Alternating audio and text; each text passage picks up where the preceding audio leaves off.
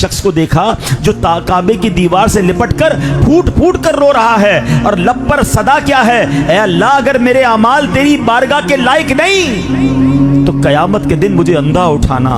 लोगों ने कहा, ऐ शेख कैसे दुआ कर रहे हो, क्यों ये दुआ कर रहे हो, कयामत के दिन अंधा उठने की दुआ कौन करता है? तो कहते हैं मैं इसलिए दुआ कर रहा हूं कि अगर अल्लाह पाक की बारगाह में मेरे अमाल अच्छे नहीं हैं तो क्या मुंह दिखाऊंगा, उसकी बारगाह में कैसे पेश होऊंगा, उससे बेहतर है मुझे अंधा उठाया जाए। शेख सादी शिराजी कहते हैं हमने पूछा आपका नाम क्या है, पता है उस शख्सियत ने नाम क्या बताया?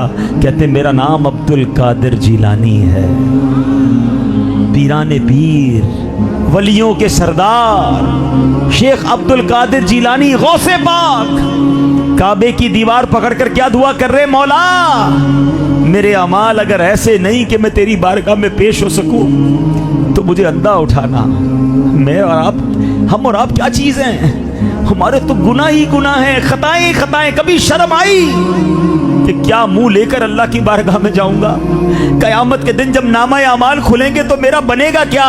मेरी बेहयाइयां, मेरी बेशर्मियां, मेरी कोताहियां, अकेले में रहकर मेरे गुनाह करने जब खोल दिए गए तो मैं अपने रब को मुंह क्या दिखाऊंगा? ऐ मेरे प्यारे इस्लामी भाइयों, अकीदा तौहीद का ये अमली तकाजा है कि बंदा इस बात की हया करे कि ये गंदा नामाए अमाल लेकर रब की बारगाह में कैसे पेश होगा। अल्लाह से दुआ करते हैं, मौला अपने अच्छों के सदके हमें माफ कर दे। अल्लाह कयामत के दिन जिन्हें बिला हिसाब जन्नत में दाखिल किया जाएगा उन बिला हिसाब जाने वालों में हमारा नाम लिख दे। आला हजरत की बड़ी प्यारी दुआ है ना, आओ मिलकर कर लेते हैं। जुमेरात की रात है, उसके घर में बैठे हैं। या इलाही नामाए अमाल खुलने लगे,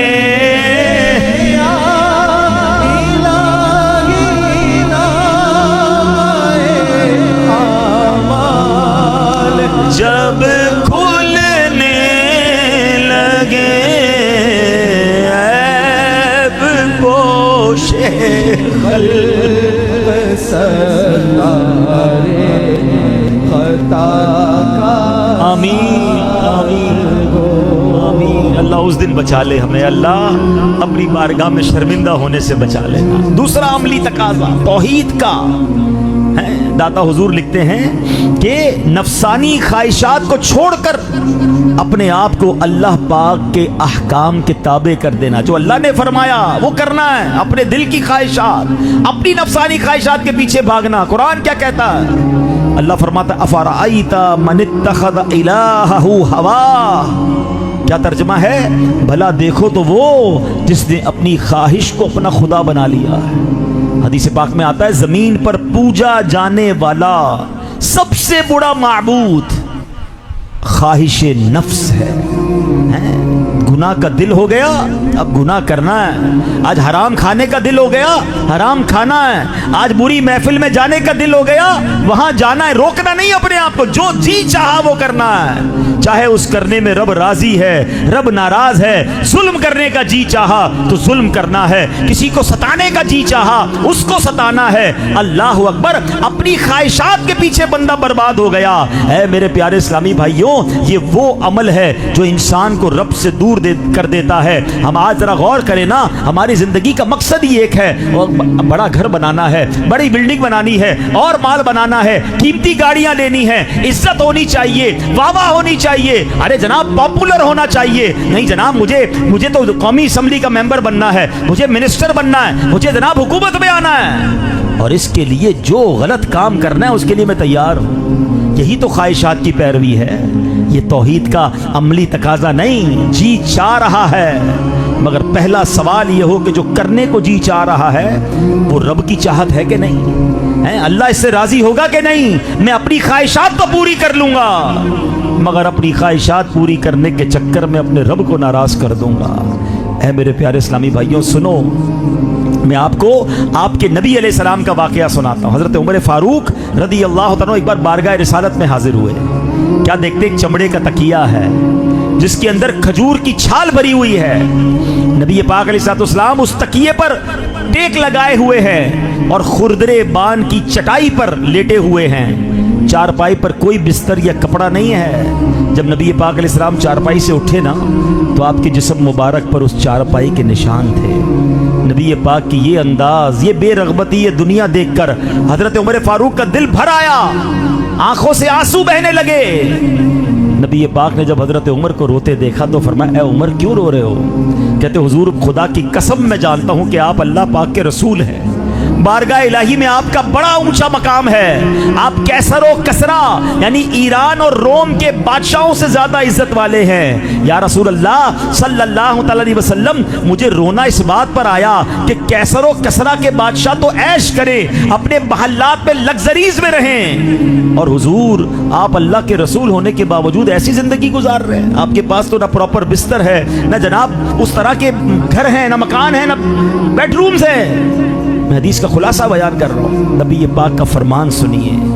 अल्लाह के हबीब फरमाते, उमर क्या तुम इस बात पर राजी नहीं कि उन गैर मुस्लिमों के लिए दुनिया है और हमारे लिए आखिरत है? बस आज ये बात समझ जाइए, हमारे लिए क्या है? आखिरत है, दुनिया हमारे लिए नहीं है। हम दुनिया अच्छी करने के चक्कर में अपनी आखिरत बर्बाद कर देते हैं। बेवकूफ है वो शख्स कि जिस दुनिया में चंद साल रहना है। क्या आपके सामने जनाजे नहीं उठ रहे? हर रोज खबर आती है, कहीं 20 साल का नौजवान, कहीं 25 साल, कहीं 30 साल, 40-50 साल की उम्र में अक्सर लोग चले जाते हैं। जी हाँ, आप भी जाने वाले हैं और मैं भी जाने वाला हूँ। अक्लमंद कौन है? दुनिया को अच्छी करे या आखिरत को अच्छी करे? आका ने फरमा दिया, ऐ उमर इस बात पर राजी नहीं कि इन गैर मुस्लिमों के लिए दुनिया हो और हमारे लिए आखिरत हो, मगर आज एक ही फिक्र है, घर अच्छा हो जाए, हैं? दुनिया में मालदार हो जाऊं, दुनिया में इज्जत मिल जाए। बेशक हलाल के तरीके से माल कमाना हर हाल में बुरा नहीं, लेकिन इस माल कमाने के चक्कर में, दुनिया बनाने के चक्कर में, नाम बनाने के चक्कर में कहीं रब को नाराज कर मत कर बैठना। हालांकि नबी पाक किस तरह इन दुनियावी ऐशो इशरत से दूर रहते थे। कई बार नात में ये अशार सुने होंगे ना कि सलाम उस पर के जिसने बेकसों की दस्तगीरी की, सलाम उस पर के जिसने बादशाही में फकीरी की, सलाम उस पर के जिसके घर में चांदी थी न सोना था, सलाम उस पर के सादा बोरिया जिसका बिछौना। बताइए ना, हम तो उस आका के उम्मती हैं और हम कहें मिलावट कर लो कोई बात नहीं है, झूठ बोल लो कोई बात नहीं, रिश्वत खा लो कोई बात नहीं, माल बना लो, मरना नहीं। ये मिलावट करने वाले को मरना नहीं, ये रिश्वत लेकर लोगों के ऊपर जुल्म करने वाले को मरना नहीं, ये जनाब झूठ बोलकर धोखा देकर माल बेचने वाले को मरना नहीं। अरे मरना तो बात की बात है। हमने अपनी आंखों से देखा है, जो जुल्म करके माल कमाता है दुनिया में भी आफत में मुब्तला होता है, अपने बच्चों के अंदर, अपनी फैमिली के अंदर वो प्रॉब्लम्स देखता है। ये हराम का माल आता भी तेजी से है और फिर चला भी ऐसे ही जाता है। क्या करना है इसको? ये देखो कि कहीं आखिरत बर्बाद ना हो जाए। तीसरा तकाजा, हाँ अकीदा तौहीद की बात हो रही है ना, तीसरा अमली तकाजा क्या है? राजी बर रिजा रहना। यानी दाता गंजबख्श फरमाते हैं अमली तौहीद ये है कि बंदा अल्लाह पाक की मर्जी के सामने ऐसे हो जैसे मुर्दा गस्साल के हाथ में होता है। आपने देखा जब किसी मुर्दे को कोई गुस्ल दे रहा हो, मुर्दे की कुछ नहीं चल रही, वो करवट देता है तो मुर्दा करवट ले लेता है, वो हाथ उठाता है तो मुर्दे का हाथ उठ जाता है, वो पैर उठाता है तो मुर्दे का पैर उठ जाता है। यानी मुर्दा बिल्कुल गुस्ल करने वाले गस्साल के हाथ में होता है। क्या प्यारी मिसाल दी कि बंदा अल्लाह पाक की मर्जी के सामने ऐसे हो जैसे मुर्दा गुस्साल के हाथ में। जैसे गुस्ल देना है ए अल्लाह, जैसे तेरी मर्जी, जैसे रखे में राजी, कोई खटका दिल में ना लाए। इस बात को समझने के लिए एक वाकया समझ ले, फिर बात और समझ आ जाएगी। पहले के ज़माने में गुलामों की खरीदो फरोख्त होती थी। तो एक मरतबा हज़रत इब्राहिम बिन अदम रहमतुल्लाहि तआला अलैह को एक गुलाम की ज़रूरत महसूस हुई। अब बाज़ार तशरीफ़ ले गए और आपने गुलाम खरीदा, घर ले आए, गुलाम से पूछा तुम्हारा नाम क्या है? हाँ, अब वो गुलाम था ना, गुलाम कहता है जिस नाम से पुकारेंगे आप वही मेरा नाम होगा। गुलाम का क्या नाम होता है? आप आका हैं, आज से जो आप नाम दे दे वही मेरा नाम। फरमाया खाना क्या खाते हो, खाने में क्या आदी हो? अल्लाह अकबर। गुलाम कहता है जो आप खिला देंगे मैं खा लूंगा। है आका है ना, मैं तो गुलाम, जो आप खिलाएंगे वही मेरा खाना। फरमाया कोई ख्वाहिश है तो वो बता दो। غلام کہتا ہے کہ جو آپ کی خواہش ہے وہی میری خواہش ہے. غلام کی کیا خواہش ہوتی ہے؟ آپ آقا ہیں، جو آپ کو پسند وہی مجھے پسند. اللہ اکبر. یہ بات تو حضرت ابراہیم بن ادم اور غلام میں ہو رہی ہے، مگر حضرت ابراہیم بن ادم کے دل پر جھٹکا لگا. آپ فرماتے ہیں یہ بندہ ہو کر، میرا غلام ہو کر مجھ سے ایسے باتیں کر رہا ہے. اگر میرا اور میرے رب کا رابطہ بھی ایسا ہی ہو جائے کہ اللہ جس حال میں تو رکھے اس حال میں راضی ہے، اللہ جو تو نام دے وہ نام میں راضی، اے اللہ جس حال میں تو راضی اس میں میں راضی. بتاؤ یہ ہے بندگی، یہ ہے اللہ پر بھروسہ کرنا. ہم کہتے تو ہیں میں اللہ کی مانتا ہوں، ہم کہتے ہیں میں رب کو مانتا ہوں، مگر سچ بات یہ ہے کہ ہم زبان سے تو رب کو رب مانتے ہیں. اگر کوئی دل سے رب کو رب مانے نا تو اس کا تقاضا یہ ہے کہ رب جس حال میں رکھے میں اس حال میں راضی. ہاں یہ ہے تھوڑی مشکل بات. ایک جملہ سن لو، ایک بڑا پیارا جملہ ہے. عام لوگ جو ہم لوگ ہیں نا، ہم دعا پتہ کیا کرتے ہیں؟ اے اللہ اس حال میں رکھ جس حال میں میں راضی.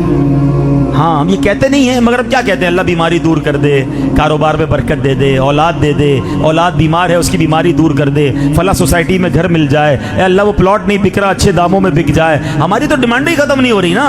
ہم اللہ سے یہ مانگ رہے ہیں جس میں ہم راضی ہیں. یہ عام لوگوں کی دعا ہے. اور جو اللہ والے ہوتے ہیں نا ان کی پتہ ہے کیا دعا ہوتی ہے؟ اے اللہ اس حال میں رکھ جس حال میں تو راضی ہے. اور میرے مولا اگر تو میری تکلیف میں راضی تو میں تکلیف میں بھی راضی، تو میری بیماری میں راضی تو میں بیماری میں راضی. اور یہ ہے بندگی کا وہ اعلیٰ معیار، یہ ہے توحید پر ایک عملی تقاضا کہ رب مجھے جس حال میں رکھے، کیونکہ وہ خالق ہے، وہ مالک ہے، وہ جانتا ہے میرے لیے کون سا حال اچھا ہے. مگر میں ہوں کہ میری ڈیمانڈیں ہی ختم نہیں ہو رہی. کبھی یہ کر کے دیکھو، پھر دیکھو اللہ کیسے نوازتا ہے. وہ پنجابی شاعر کہتے ہیں نا، جے سونا میرے دکھ وچ راضی، جے سونا میرے دکھ وچ راضی، میں سخنوں چلے پاوا ہوں. فرماتے اگر میرا رب میرے دکھ میں راضی ہے نا تو پھر میں نے سکھ کا کیا کرنا ہے؟ اللہ میرے دکھ میں راضی تو میں بھی اس دکھ میں راضی. اور ایک بات اور یاد رکھنا، آپ میں سے ہو سکتا ہے کوئی بیمار ہوگا، کوئی قرضے میں ہوگا، کوئی غریب ہوگا. وہ سوچتا ہوگا یار میں تو غریب ہوں، میں بیمار ہوں، اللہ نے مجھے اس حال میں رکھا ہے. یہ اطمینان رکھنا ضروری ہے، یہ یقین رکھنا ضروری ہے کہ یہی حال میرے لیے بہتر ہے، کیونکہ وہ خالق بہتر جاننے والا ہے. اس کو ایک ایگزامپل کے ذریعے سمجھیں. حضرت عیسیٰ علیہ السلام ایک بار ایک تالاب کے قریب سے گزرے. سارے بچے نہا رہے تھے، سوئمنگ کر رہے تھے، بچے انجوائے کر رہے تھے. ایک بچہ کونے پہ بیٹھا افسردہ نابینا بیٹھا تھا، اس کو نظر ہی نہیں آ رہا تھا کچھ. حضرت عیسیٰ نے دیکھا سارے بچے نہا رہے ہیں، انجوائے کر رہے ہیں، یہ ایک بچہ کونے پہ بیٹھا نظر ہی نہیں آ رہا اس کو کچھ، یہ تو انجوائے نہیں کر رہا. آپ نے اللہ سے کہا یا اللہ اس کو آنکھیں دے دے، یہ بھی انجوائے کرے، یہ بھی بچوں کے ساتھ کھیلے. آپ کی دعا قبول ہوئی، اللہ نے آنکھیں دے دی. وہ بچہ تالاب میں کودا، اس نے ایک بچے کو پکڑا پانی میں ڈبو کے مار دیا، دوسرے بچے کو پکڑا اس کو ڈبو کے مار دیا، تیسرے کو اس نے زخمی کر دیا. حضرت عیسیٰ حیران ہو گئے یہ کیا ہوا؟ آپ نے دعا کی یا اللہ اس کو پھر نابینا کر دے. اب سمجھ آیا اس کا نابینا ہونا ہی بہتر تھا. تو یہ بات یاد رکھو، اگر مجھے کچھ نہیں مل رہا نا یہ میرے لیے بہتر ہے. میں رب کا بندہ ہوں، وہ خالق ہے، اور یہ اس کی توحید پر یقین رکھنے کا عملی تقاضا ہے کہ وہ جس حال میں رکھے میں اس حال میں راضی رہوں. ہمارا ایک پرابلم بھی ہے، ہم غریب تو ہیں، ہم قرضے میں تو ہیں، ہم بیمار تو ہیں، مگر راضی نہیں ہیں. پھر فائدہ نہیں. آپ اب غریب تو ہوں، کر کیا سکتا ہوں، مگر اللہ نے معاذ اللہ ایسے جملے بھی کہہ رہے ہوتے میرے ساتھ انصاف نہیں ہوا. اللہ کو جو بے انصاف کہے وہ ایمان سے نکل گیا. ہاں اس کا ایمان ہی چلا گیا. یعنی آپ پریشان ہیں نا تو اجر کب ملے گا، مرتبہ کب ملے گا؟ جب اس پر راضی بھی رہو کہ مولا میں راضی ہوں. اب ایک حدیث سن لو، ایمان تازہ ہو جائے گا. میرے وہ تمام اسلامی بھائی اور وہ مجھے جو لائیو سن رہے اسلامی بہنیں، اگر آپ بیمار ہیں، آپ قرضے میں ہیں، آپ کرائے کے گھر میں رہتے ہیں، آپ کی تنخواہ تھوڑی ہے، آپ کا ہاتھ تنگ ہے، آپ کا دسترخوان جناب تکلیف میں رہتا ہے، آج یہ حدیث سن لو، تسلی ہو جائے گی. میرے آقا فرماتے ہیں، سنو صلی اللہ تعالیٰ علیہ وسلم، جو اللہ کے تھوڑے دیے پر راضی ہو جاتا ہے، جو بندہ اللہ کے تھوڑے دیے پر راضی ہو جاتا ہے، اللہ بھی اس کے تھوڑے عمل پر راضی ہو جاتا ہے. اللہ کی قسم یہ سودا مہنگا نہیں ہے، خدا کی قسم ہے. اگر مجھے دنیا میں تھوڑا ملے اور میرا رب میرے ٹوٹے پھوٹے عمل پر راضی ہو کر مجھے جنت میں داخل کر دے، یہ سودا مہنگا نہیں. مگر اس حدیث میں ایک شرط ہے, کنڈیشن ہے, جو اللہ کے تھوڑے دیے پر کیا ہے, ذرا زور سے بولو, راضی تو نہیں ہے نا. نے سویا رہے, مالک نہیں سو رہا اور غلام سو جائے. کھڑا ہو گیا, ساری رات کھڑا روتا رہا یہاں تک کہ صبح ہو گیا. ابھی نیا نیا مسلمان ہوا ہے. حضرت عبد الواحد بن زید کہتے ہیں کہ جب ہم کسی اور شہر میں پہنچ گئے, کنارے پہ لگ گیا جہاز, تو سارے دوستوں نے مل کر پیسے دیے کہ اب نیا نیا مسلمان ہوا, اس کی ہیلپ تو کرے نا. تو جب پیسے دیے تو کیا تھا, کیوں دے رہے ہو, کہ تمہاری مدد کر رہے ہیں, ہمارے بھائی ہو. تو وہ بے نیازی سے کہتا ہے سبحان اللہ, تم نے مجھے وہ راستہ دکھایا جو تم خود بھی نہیں جان رہے. بھلا جب میں جزیرے میں تھا, غیر اللہ کی عبادت کر رہا تھا, اللہ پاک نے مجھے اس وقت بھوکا نہیں رکھا, اب تو ایمان لے آیا ہوں, اب کیوں بھوکا رکھے گا, اب کیوں ضائع کرے گا. مجھے تمہارے پیسوں کی ضرورت نہیں. وہ بندہ ویسے ہی چلا گیا, مگر واقعی اس بندے نے توکل سکھا دیا. جب رب پر بھروسہ ہو تو پھر دنیا والوں کی ضرورت نہیں ہوتی. کچھ لوگوں کی عادت بن جاتی ہے, مدد ہی مانگتے رہیں گے, یار یہ دے دینا, تھوڑے پیسے دے دو, اور پچھلے والے ملا کے واپس دے دوں گا. یعنی ان کی عادت بن جاتی ہے ہر وقت کسی نہ کسی سے مانگنا.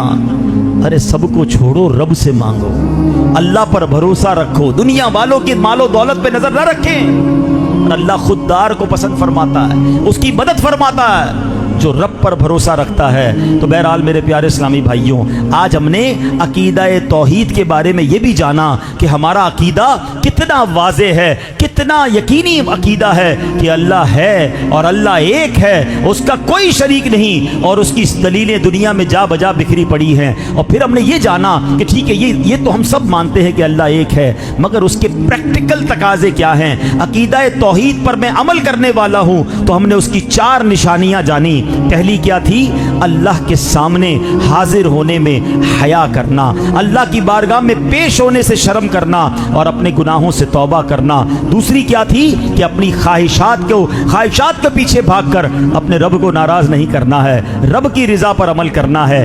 تیسری عملی تقاضا کیا تھا کہ ہم اللہ کی رضا پر راضی رہیں, اس کے فیصلوں پر راضی رہیں. اور چوتھا عملی تقاضا حضور داتا گنج بخش علی حجویری نے کیا فرمایا, وہ فرماتے ہیں کہ بندہ رب پر بھروسہ کرے, توکل کرے, پھر اللہ اس کی غیب سے مدد فرماتا ہے. تو اے میرے پیارے اسلامی بھائیوں, ان باتوں کو ہم نے یاد بھی رکھنا ہے. اور الحمدللہ ایسی پیاری باتیں دعوت اسلامی کے پیارے پیارے ماحول میں سکھائی جاتی ہیں, جہاں ہمارے عقیدہ توحید کو بھی مضبوط کیا جاتا ہے, ہمارے عقیدے کا اہم جز عشق رسول کو سبحان اللہ مضبوط کیا جاتا ہے, بلکہ عشق رسول کے جام بھر بھر کر پلائے جاتے ہیں. عقیدہ ختم نبوت پر ہماری شاندار تربیت کی جاتی ہے. ایک بچے کو یہ سکھایا جا رہا ہے, سب مل کر جواب دیں گے, محمد مصطفیٰ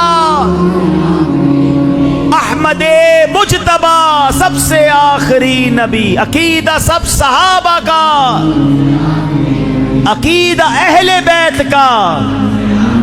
اس وقت 2 محاذ اسلام کے خلاف 2 بڑے اٹیک ہو رہے ہیں. ایک عقیدہ توحید پر اٹیک ہو رہا ہے, یہ گھبراہٹ ڈالی جا رہی ہے, یہ سوال ڈالا جا رہا ہے کہ اللہ ہے یا نہیں. ہم نے اس عقیدے پر مضبوط رہنا ہے اور اپنے بچوں کو بھی مضبوط کرنا ہے. ہم خود تو مضبوط ہوتے ہیں, بچوں کو چھوڑ دیتے ہیں. بچہ کبھی کسی کو سن رہا ہے, کبھی کسی کے ساتھ بیٹھ رہا ہے, اسکول میں کہاں جا رہا ہے, دوستوں میں کہاں جا رہا ہے, کوئی فکر نہیں والدین کو. ایسا نہ ہو کچھ عرصے کے بعد آپ کا بیٹا ہی آپ کو کہے کہ میں اللہ کے ایک ہونے پر یقین نہیں رکھتا, کیا کرو گے؟ دوسرا اٹیک وہ کیا ہے, وہ عقیدہ ختم نبوت پر ہو رہا ہے. اپنے بچے کو اس بات پر ایسا مضبوط کر دو کہ نیند سے اٹھا کر کوئی پوچھے کہ بتاؤ سب سے آخری نبی کا نام کیا ہے, تو وہ پکار اٹھے کہ محمد مصطفیٰ سب سے آخری نبی. یہ ہم سب کا فائنل ڈیسیشن ہے, فائنل عقیدہ ہے. یاد رکھیے, جس طرح اللہ کو ایک ماننا ضروری ہے, اسی طرح جناب رسول اللہ علیہ الصلوۃ والسلام کو اللہ کا آخری نبی ماننا ضروری ہے. اس کے بغیر ایمان کمپلیٹ نہیں ہوگا. تو الحمدللہ آپ کی اور میری دعوت اسلامی بھائیوں کی, اسلامی بہنوں کی, ہمارے بچوں کی, ہماری آنے والی نسلوں کی عقائد کی حفاظت کر رہی ہے. اجتماع میں آئیں, قافلوں میں سفر کریں, اپنے گھر والوں کے ساتھ بیٹھ کر مدری چینل دیکھیں, اپنے بچوں کو مدارس اور جامعات میں داخل کروائیں, کیونکہ میرے مرنے کے بعد میرا بچہ نیک ہوگا, میرا بچہ صحیح العقیدہ ہوگا, تو میری مغفرت کا اور میرے لیے صدقہ جاریہ کا باعث بنے گا. خدا نہ خواستہ بچے کا ایمان اور عقیدہ ہی چلا گیا تو مرنے کے بعد میرا کیا بنے گا، یہ سب ہمیں فکر کرنی ہے۔ تو اے میرے پیارے اسلامی بھائیوں، اس پرفتن دور میں، اس فتنوں کے دور میں دعوت اسلامی ہم سب کے لیے ایک بڑی نعمت ہے۔ اور سبحان اللہ، خوشخبری کی بات یہ ہے کہ اب سے کچھ دنوں کے بعد ربیع الاول بھی آنے والا ہے۔ نثار تیری چہل پہل پر ہزار عیدیں ربیع الاول، سوائے ابلیس کے جہاں میں سبھی تو خوشیاں منا رہے ہیں۔ یہ کس شہنشاہ والا کی آمد ہے، بولو مرحبا، بولو مرحبا، بولو مرحبا، بولو مرحبا۔ سرکار کی آمد، آقا کی آمد، حضور کی آمد، پرنور کی آمد، یہ جشن ولادت، آقا کی ولادت، حضور کی آمد، سچے کی آمد، اچھے کی آمد، اول کی آمد، آخر کی آمد، مرحبا یا مصطفیٰ، مرحبا یا مصطفیٰ۔ خوشخبری سنا دوں، ویسے مجھے بہت عرصہ ہوا کہ 12ویں شب ولادت جو ہے پاکستان میں منائے ہوئے، ہر سال ہی دنیا کے کسی نہ کسی ملک میں جانے کا معاملہ ہو جاتا ہے۔ اس سال میں نے الحمدللہ نیت کی کہ بڑا عرصہ ہو گیا اپنے شہر میں 12ویں شب نہیں گزاری ہے، تو اس بار انشاءاللہ نیت کی ہے کہ شب ولادت جو ہے وہ مرشد کے شہر کراچی میں گزاروں گا۔ پھر میں نے اپنے نگران کراچی کے جو ہمارے نگران ہیں حاجی فضیل بھائی کو کہا کہ میں 12ویں شب کراچی میں ہوں، میرے لائق حکم فرمائیں۔ تو آپ نے حکم دیا کہ آپ نے 12ویں رات کورنگی 3:30 کے اجتماع میں جانا ہے۔ اس سال انشاءاللہ 12ویں شریف میں کورنگی والوں کے ساتھ منا رہا ہوں انشاءاللہ۔ تو سب آئیں گے نا انشاءاللہ؟ آئیں گے بھی اور لے کر بھی آئیں گے، مل کر سرکار کی آمد کا جشن منائیں گے انشاءاللہ۔ لیکن ایک بات ہے بھائی، سرکار علیہ السلام کی برتھ ڈے آ رہی ہے، یوم ولادت آ رہا ہے، تو آپ نے تحفہ کیا تیار کرنا ہے؟ آپ کے گھر کوئی مہمان آتا ہے تو تیاری کرتے ہیں نا۔ اچھا، پھر گھر میں رشتہ داروں میں کسی کی برتھ ڈے ہوتی ہے تو تحفہ دیتے ہیں، تو حضور کے لیے تحفہ تیار نہیں کریں گے ہیں؟ اچھا، تحفہ وہ دینا چاہیے جس کو بھی تحفہ دیں جو اس کو پسند ہو۔ بچوں کو تحفہ دیتے ہیں، کھلونے دیتے ہیں، بڑوں کو خوشبو دیتے ہیں، کتاب دیتے ہیں، تو حضور کو تحفہ دینا ہے نا، تو کیا تحفہ دیں؟ میں آپ کو 2 تحفوں کا مشورہ دیتا ہوں جو میرے آقا کو بھی بڑے پسند ہیں۔ پہلا تحفہ تو یہ ہے کہ آج سے شروع کرتے ہیں، تیاری کرتے ہیں آج سے، ٹھیک ہے؟ آج اعلان کر دیا نا انشاءاللہ، تو آج سے 12 ربیع الاول تک، بلکہ ربیع الاول کا پورا مہینہ انشاءاللہ ہم روزانہ 1200 بار درود پاک پڑھیں گے انشاءاللہ۔ ہاں، حضور کے لیے تحفہ تیار کرو۔ ہاں، ہمارے پاس سچی بات دینے کو کچھ نہیں ہے۔ وہ شاعر کہتے ہیں نا، کیا پیش کریں جانا، کیا چیز ہماری ہے، کیا پیش کریں جانا، کیا چیز ہماری ہے، یہ دل بھی تمہارا ہے، یہ جان بھی تمہاری ہے۔ تو ہم حضور کے لیے انشاءاللہ ربیع الاول کا پہلا تحفہ یہ تیار کریں گے کہ سب انشاءاللہ اپنے بچوں کو بھی کہیں، اپنے گھر والوں کو بھی کہیں، پورا گھر مل کر تیار کرے کہ حضور کے لیے تحفہ تیار ہو رہا ہے۔ سبحان اللہ۔ پھر دیکھو مدینے والے کی نظر کیسے پڑتی ہے، تو روزانہ 1200 بار درود پاک، ٹھیک ہے؟ اور ایک اور تحفہ یہ ہے، خود میرے آقا فرماتے ہیں جعلت قرۃ عینی فی الصلاۃ، کہ نماز میں میری آنکھوں کی ٹھنڈک رکھی گئی ہے۔ تو آج کے بعد ہماری کوئی نماز قضا نہیں ہوگی انشاءاللہ۔ اب تک جو قضا ہوئی اس کی توبہ بھی کر لیں اور اس کی قضا بھی شروع کرنی ہے، لیکن اب کوئی نماز قضا نہیں ہوگی۔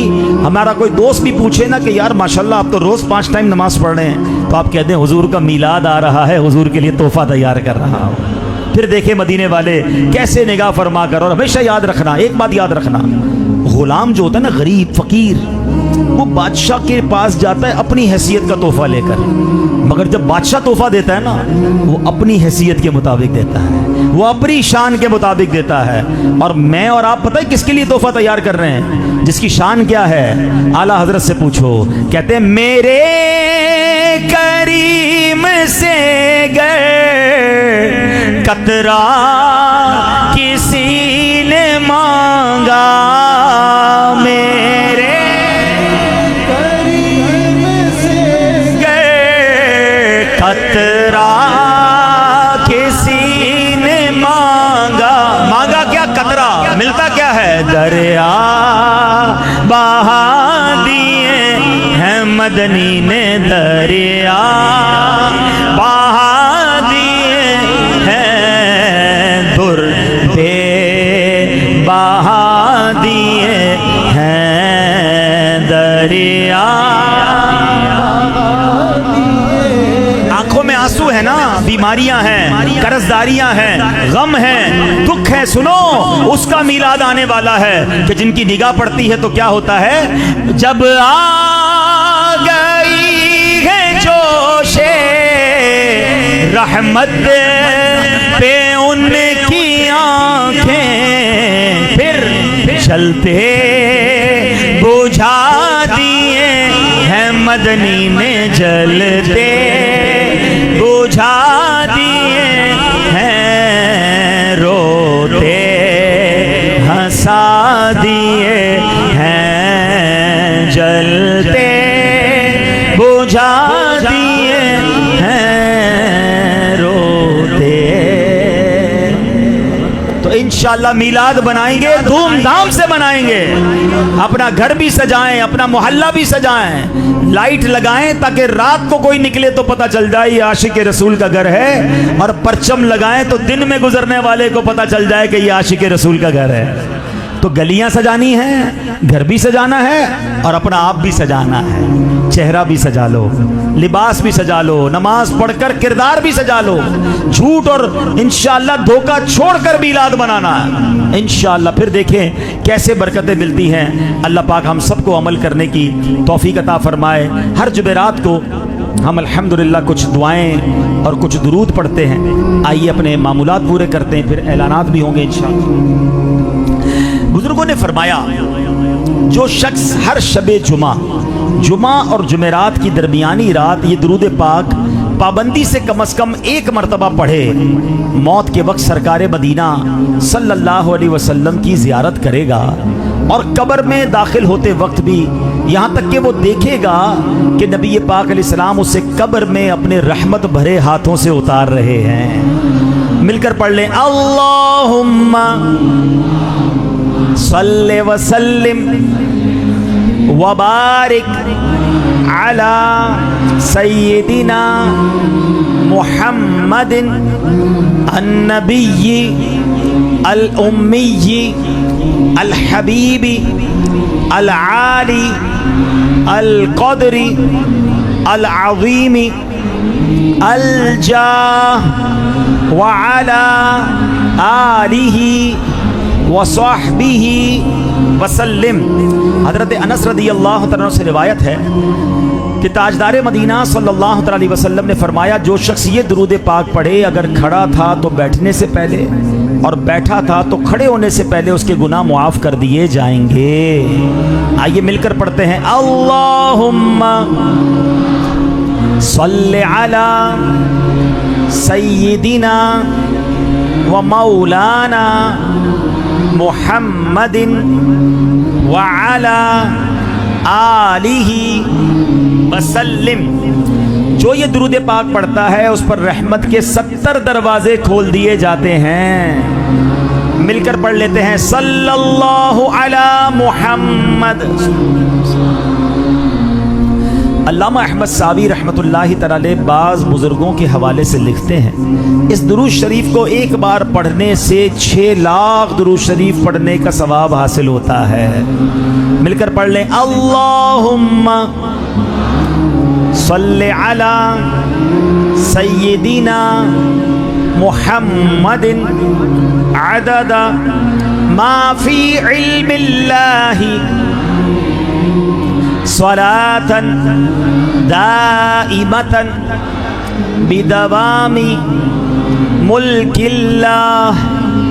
ایک دن ایک شخص آیا تو نبی پاک علیہ السلام نے اسے اپنے اور صدیق اکبر رضی اللہ عنہ کے درمیان بٹھا لیا. اس سے صحابہ کرام کو حیرت ہوئی کہ یہ کون بڑے مرتبے والا شخص ہے. جب وہ چلا گیا تو میرے آقا علیہ السلام نے فرمایا یہ جب مجھ پر درود پاک پڑھتا ہے تو یوں پڑھتا ہے. آئیے ہم بھی پڑھ لیتے ہیں, اللہم صلی علی محمد کما تحب وترضى لاہ شافع امم صلی اللہ علیہ وسلم کا عظمت والا فرمان ہے، جو شخص یوں درود پاک پڑھے اس کے لیے میری شفاعت واجب ہو جاتی ہے۔ مل کر پڑھتے ہیں، اللہم صلی علی محمد وانزلہ المقعد۔